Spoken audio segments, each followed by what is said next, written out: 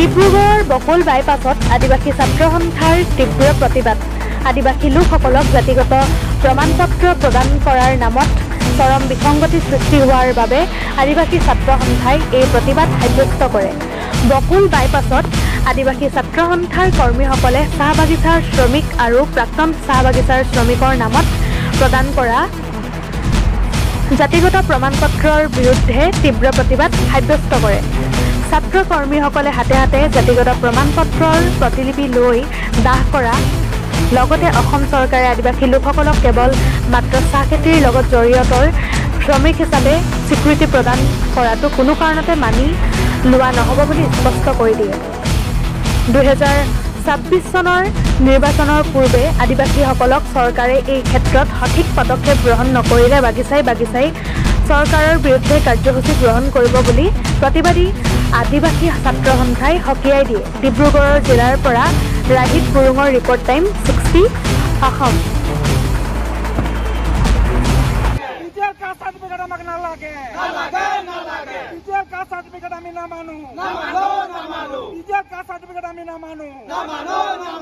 আদিবাসী ছাত্ৰ সন্থা জিন্দাবাদ, আদিবাসী ছাত্ৰ সন্থা জিন্দাবাদ, জিন্দাবাদ জিন্দাবাদ।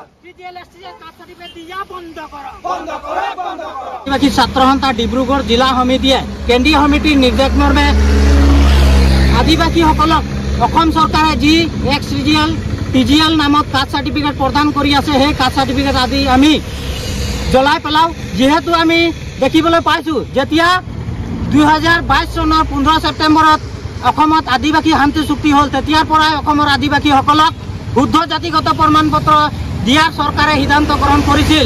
কিন্তু আমি দেখিবলৈ পালোঁ যে MP ইলেকশ্যনৰ আগতেও তেখেতসকলে এই প্ৰতিশ্ৰুতি পূৰণ কৰিব নোৱাৰিলে।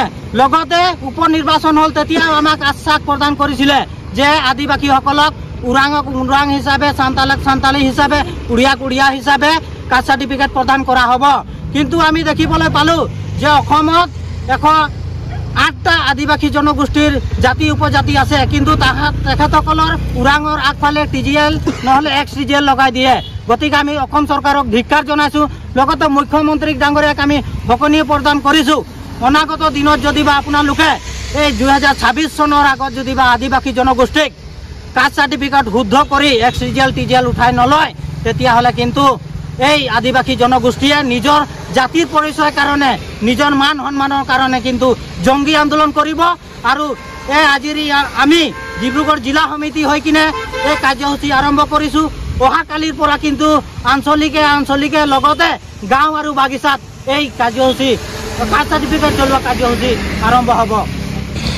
সদৌ অসম আদিবাসী ছাত্ৰ সন্থা কেন্দ্ৰীয় সমিতিৰ নিৰ্দেশ মৰ্মে আজি ডিব্ৰুগড় জিলা সমিতিৰ উদ্যোগত আজি বকুলত আমি আদিবাসীসকলৰ যি আত্মপৰিচয়ৰ যি সংগ্ৰাম, আমি কাষ্ট চাৰ্টিফিকেট, এই কাষ্ট চাৰ্টিফিকেট আমি জ্বলোৱাৰ কাৰ্যসূচী লওঁ। আৰু এইবাবে লওঁ কাৰণ আমি বিগত সময়ত আমি বিজেপি চৰকাৰক বিভিন্ন সময়ত আমি দাবী কৰিছিলোঁ যে এই আদিম খিলঞ্জীয়া আদিবাসী জনগোষ্ঠীটোক তেওঁলোকৰ যি অৰিজিনেলি যি আইডেণ্টিটি, অৰিজিনেলি যি আত্মপৰিচয়, সেই ওৰাং হিচাপে, চাওতাল হিচাপে, মুণ্ডা হিচাপে মানে কাষ্ট চাৰ্টিফিকেট প্ৰদান কৰক। আৰু অতি দুখৰ বিষয়, অতি লজ্জাৰ বিষয়, কিন্তু বিজেপি চৰকাৰে এতিয়ালৈকে কাষ্ট চাৰ্টিফিকেট যি প্ৰদান কৰি আছে টিজিএল বুলি, টি গাৰ্ডেন লেবাৰবুৰী, এই কাষ্ট চাৰ্টিফিকেট কিন্তু আমি আদিবাসী সমাজে, আদিবাসী ছাত্ৰ সন্থাই কেতিয়াও গ্ৰহণ নকৰোঁ। আমি চৰকাৰক সুধিব বিচাৰিছোঁ, আজি বৰ্তমান সময়ত আজি অসমত চাহ গছ আছে, চাহ বাগিচাত যিসকল শ্ৰমিক নিয়োজিত হৈ আছে তেওঁলোকক টি গাৰ্ডেন লেবাৰ টিজিএল বুলি আপোনালোকে কাষ্ট চাৰ্টিফিকেট প্ৰদান কৰিছে। ঠিক আছে, আমি মানিছোঁ। আজি যদি 10 বছৰ পিছত, 20 বছৰ পিছত যদি সেই চাহ গছৰ জেগাত কুঁহিয়াৰ যদি ৰোৱা হয়, আলু যদি তাত খেতি কৰা হয়, তেতিয়া সেই ব্যক্তিসকলক, সেই শ্ৰমিকসকলক আপোনালোকে কি আলু গাৰ্ডেন লেবাৰ, কুঁহিয়াৰ গাৰ্ডেন লেবাৰ বুলি আপোনালোকে কাষ্ট চাৰ্টিফিকেট প্ৰদান কৰিব নেকি? সেয়েহে আমি বিজেপি চৰকাৰক সকীয়ালে প্ৰদান কৰিছোঁ, অতি শীঘ্ৰে আৰু আদিবাসীসকলৰ যি কাষ্ট চাৰ্টিফিকেট শুদ্ধ হিচাপে আপোনালোকে প্ৰদান কৰক। আদিবাসী হিচাপে, ওৰাং হিচাপে, মুণ্ডা হিচাপে, চাওতাল হিচাপে, কল হিচাপে, কয়া হিচাপে, গড় হিচাপে প্ৰদান কৰক। অন্যথা কিন্তু সদৌ অসম আদিবাসী ছাত্ৰ সন্থা কেন্দ্ৰীয় সমিতিৰ সভাপতি ৰিজান হৰা দেৱেন ওৰাঙৰ নেতৃত্বত সমগ্ৰ অসমত কিন্তু আদিবাসী ছাত্ৰ সন্থাই জুই জ্বলাব, এয়া কিন্তু স্পষ্ট।